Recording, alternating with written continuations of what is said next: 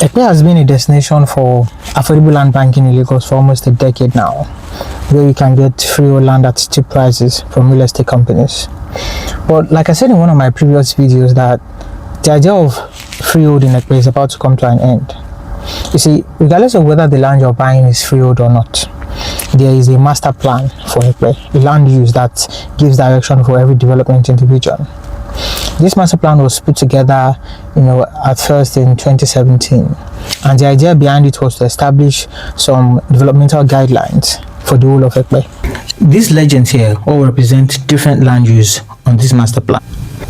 Now, on this plan, you see the yellow colored parts are residential, while the brown colored parts are for mixed use.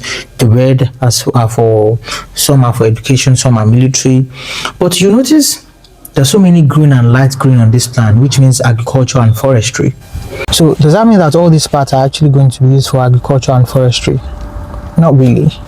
There are some agriculture and forestry zone parts of Ekpe that would still eventually be regularized and converted into residential purposes. But that's also not a very direct thing now. It's a bit complicated at the moment. You see, a lot is changing about Ekpe, and the government is are really switching up a lot of policies about land matters as far as Ekpe is concerned, and you really have to be careful. And as a matter of fact, there's going to be a new master plan for Ekpe, and this master plan is going to house all of these new policy changes. And I tell you for a fact, this new master plan could come as a shock to a lot of investors and not so informed real estate developers, because a lot is coming to Ekpe. I'm not saying all of this to scare you, but to make you really understand what is coming. The soft copy of the new master plan is not out yet.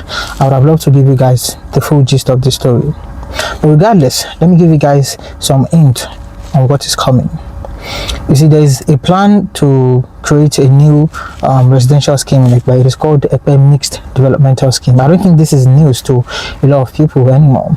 It's called Ekpe Mixed Developmental Scheme, and this scheme is going to cover 8 different zones in Ekpe. So what I said, 8 different zones in Ekpe.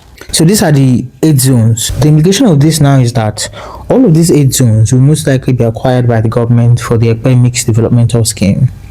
Now, for investors in this acquired portion in these 8 zones, this does not mean that all your land is entirely gone.